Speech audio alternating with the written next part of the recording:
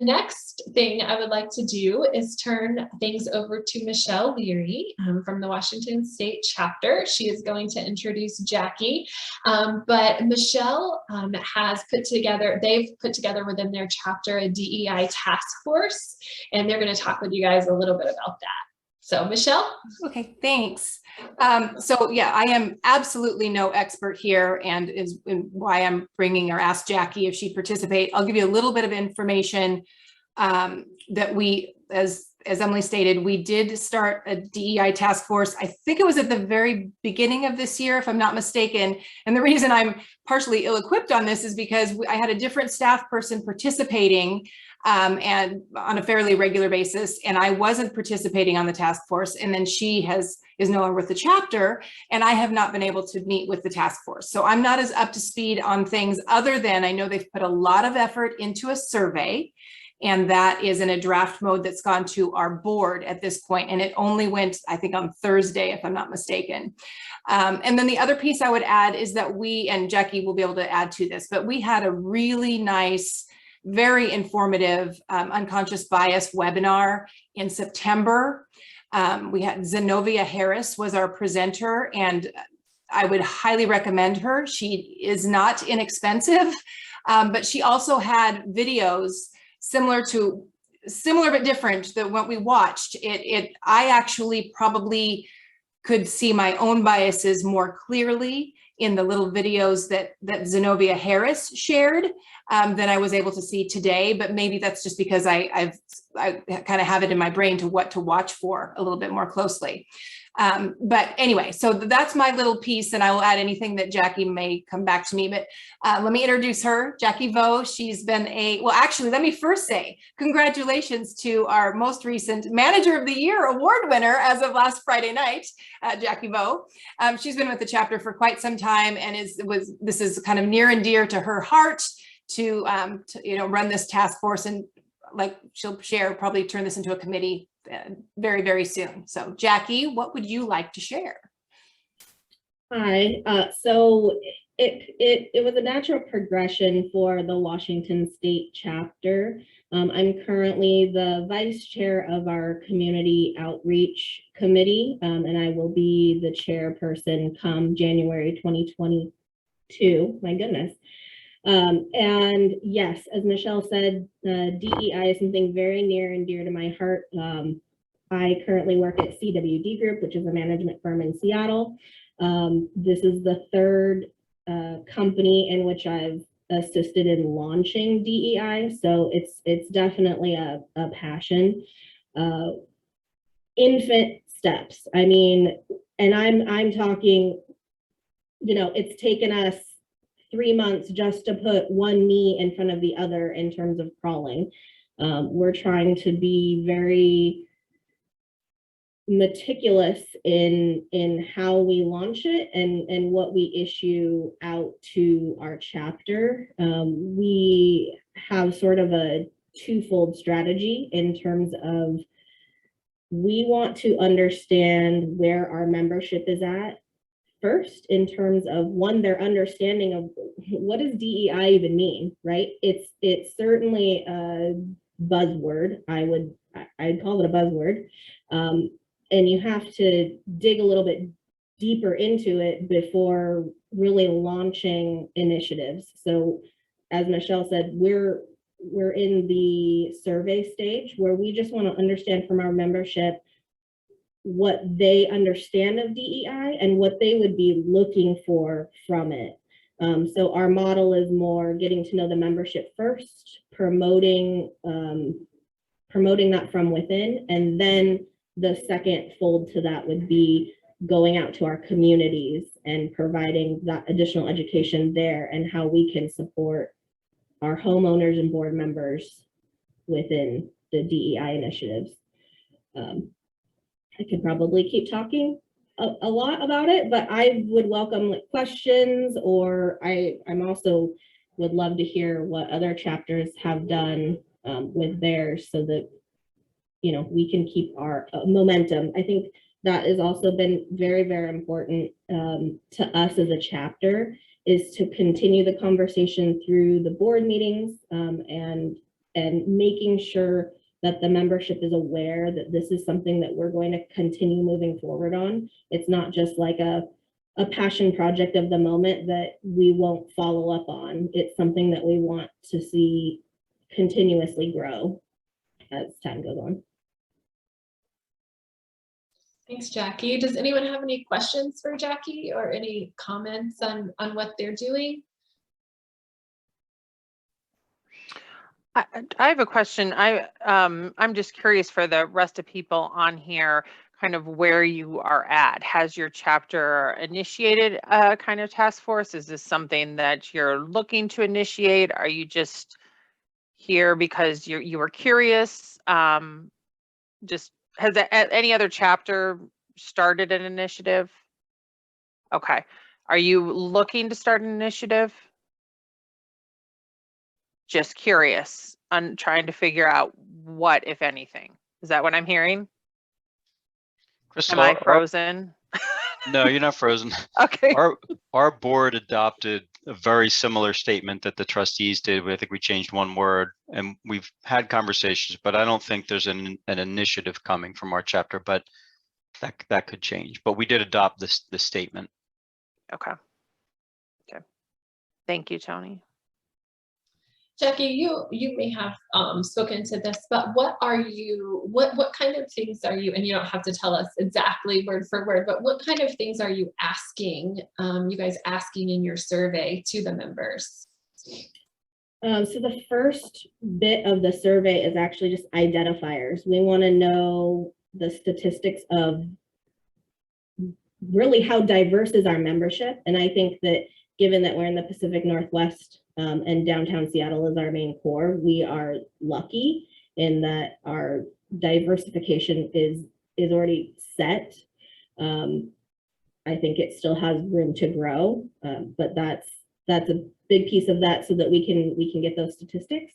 And then what we're really looking for within the remainder of the survey questions is how inclusive is WSCAI at present, is the Washington State chapter. We want to know from folks if their current value is being acknowledged, and if we're sort of tapping into everyone's experiences and business management ideas and partnerships, if we're utilizing that well enough.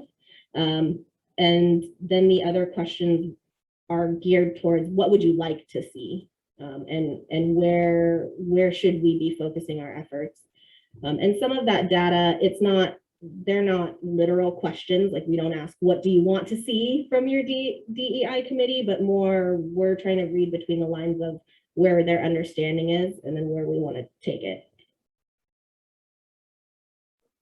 Great, thank you. I love one of the things that you said earlier is I can't remember exactly how you said it, but you want to continue the conversation to make them know that this is important to the chapter. And I think, whenever we did our survey to the staff at CAI, that was one of our big things. We didn't just want to put this survey out there, collect the responses, and then do nothing with it. So I think, and like you said, it's like infant steps. Like, even though we're not making these huge changes or, right away or anything like that, we're kind of sharing with them along the way how we're making these steps, and they're seeing, that it is important, that we're not just talking about it, that it's really important to us. So I like how you talked about that. Anything else for Jackie and Michelle? So what's something that could happen within the next 6 to 12 months? I just kind of have like a results driven brain. Like, it's not easy to measure, the kind of positivity or change that you're creating through this DEI. So what's something that perhaps you might see down the road and say, oh, this was a direct result from the efforts we're making? One of the pieces, we've got a couple of ideas, right? I mean, part of it will be better imagined once we know what the results look like. But one of them, I feel pretty confident about is that we will come up with some sort of program for acknowledgement and more business partner involvement with minority-owned businesses in Washington State. We have just the gamut of vendors and business partners that our associations and management companies can work with in the downtown core. And you know, the bigger names, everybody knows them, but there are so many other local businesses that are part of the chapter that we want to be able to highlight. So for sure, within the next year, we will do something with that. Outside of that, I am hoping we're pretty much built out for 2022 in terms of our manager only meetings and our I'm blanking on what we call them, but we have additional continuing education. We're pretty much booked out, but I'm hoping by 2023 with the survey results and, you know, the task force needs to meet more, that we will be able to incorporate additional, I generally tend to call some of it soft skills, but that we're going to build in more of those trainings into 2023, like we did with the Zenobia Harris seminar. Okay, good question, Scott. All right, thank you, Jackie. Thank you, Michelle. I'm sure maybe there might be some more questions that come up, so hopefully you guys can stick with us. But Scott is the membership director for the West Florida chapter, and they have a very successful young professionals program. So we invited Scott to talk today about how that fits into this conversation and some of the things that they're doing to include their young professionals. Scott? Yes, thank you, Emily. So when I was first hired onto CAI about 5 years ago, this was one of the key elements in my interview process. If this was something I would be interested in helping out, I didn't even know what the job was, so I just kept nodding my head, sure, why not? But I'm really glad I did. It's been a fun journey so far. I took the time yesterday to just list everything we've done as a committee since essentially late 2017.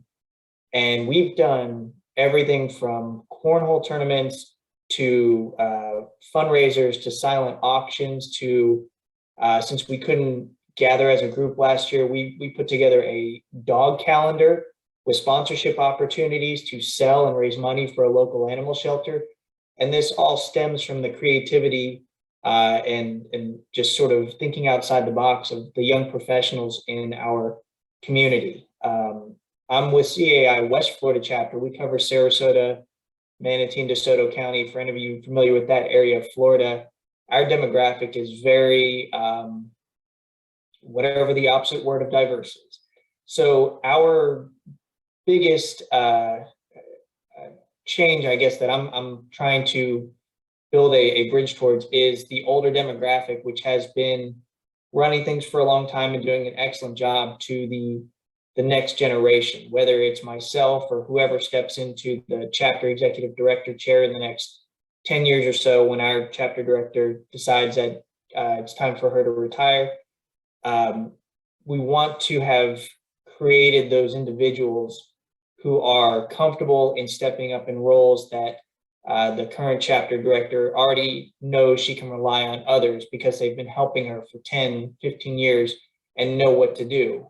We sit in on a lot of committee meetings, and it's a lot like clockwork. People know their roles and what they're responsible for to do our CA day or our manager all day or our golf tournaments. And that next chapter of people need to be able, well, no pun intended there about chapter, but they need to be able to sort of step right in and not have to start from scratch, because the last thing we want is the chapter as a whole to suffer from the leadership positions to have to sort of start from scratch. So that's really what we wanted to accomplish with the young professionals, help them gain their confidence, help them understand how to run meetings, volunteering, not being afraid to ask in their community for donations or help in doing something that we're trying to accomplish through our committee and through our chapter. But it's been an excellent experience so far. I'm proud to say that these past 2 years, we've actually had co-chairs for the committee because we have really fine-tuned what our goals are as a committee.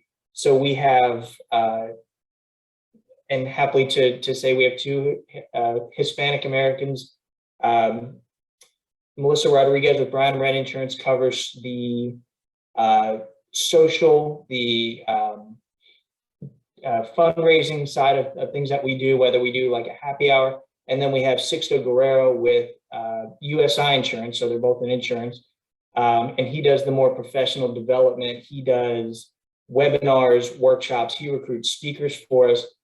They went to high school together, so they already have an established relationship. They're both under the age of 30, and they're both taking on a leadership role that, sad to say, a lot of people I know who are a little bit more experienced wouldn't do as good of a job. And it's just been exciting watching them grow. And I know that they were able to do that by establishing the confidence that they have within our committee. So it's been excellent so far, and they just continue to get better with different ideas, concepts. One of my favorite things is I sit in on the December board of directors meeting when we are assigning our board liaisons to each committee for the upcoming year. There are verbal fights for who gets to be the board liaison for the young professionals because they want to be involved with that group. They are the cool kids right now. Again, no pun intended there, but they are the fun group that everyone wants to be a part of. And that is really something that they deserve to pat themselves on the back for, because that's through their hard work and their efforts. Thank you, Scott. That's great. I love the part of where you talked about building their confidence. And I mean, that's huge. So are there any questions for Scott as far as young professionals? I know that several chapters now are, starting to develop young professional programs. Anything that you guys are doing? Go ahead. I was just curious, you said that you guys work to refine the goals. I was curious which ones you developed. So our initial committee scope was about community service, professional development, and sort of a pillar for like social interaction and networking. I recall the first event we did back in late 2017 was we had 2 seasoned members of CAI basically lead a program in how to interact and network within our chapter. And if you go to most workshops and stuff with people who've been around for a while, they're chit-chatting, they're talking about, I sat in a room with the people that were all 30 years or younger. You can hear a pin drop on the carpet. It was so quiet because they didn't understand that process yet, right? So getting them to learn that a lot of what takes place, a lot of the relationship building that takes place, at least in our chapter, happens outside of the actual workshop or program or whatever we're doing. And it comes with just taking a second to ask somebody a question. Hey, what do you do? Instead of just sitting there and waiting for the program to start. But now we see we run committee meetings. People show up early to catch up. We did a sketch comedy hour 2 Thursdays ago at a local pub where people got to come up and share their stories. These are people that were terrified to talk in front of a group of more than 2 people outside of their office. They're going up, they're acting out some horror story that they dealt with in their association career so far of dealing with a homeowner or a fellow business partner or a manager. And again, that's something that has been created through the confidence building and the process of driving this committee to where they are now by focusing in on what we wanted to accomplish through the goals that we set forth.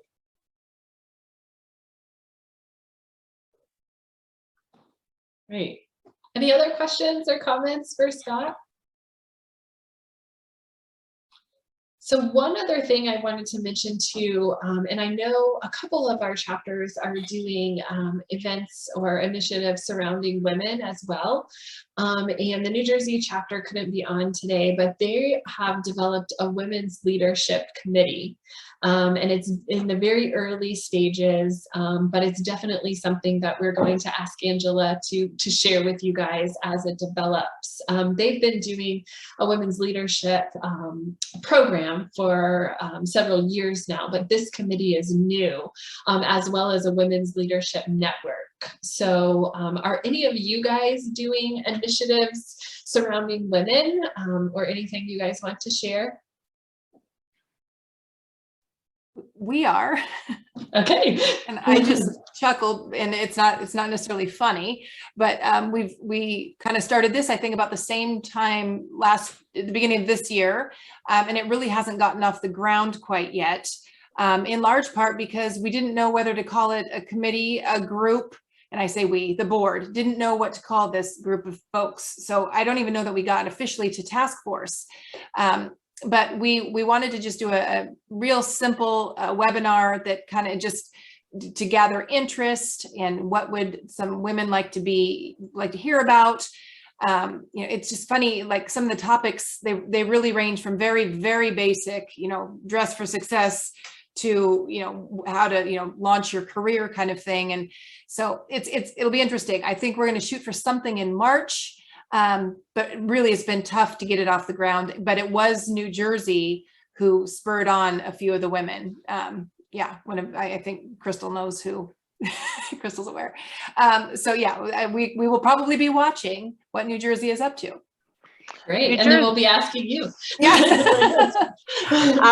New Jersey, they had planned in, I don't know if it was 2020 or early 2021 to have a in-person full day women's forum, and they turned that into a multiple day virtual format where I think they had like an hour or two every day, and I was able to participate in a little bit of it just to see what they were doing, and it did have quite a broad range of topics, from very basic to some very serious things. But what I really liked about it is they really engaged their membership. So if they were talking about kind of mentoring, they used a female executive of a management company paired with somebody who'd been in the business for like a couple of years, so they could kind of have a little back and forth.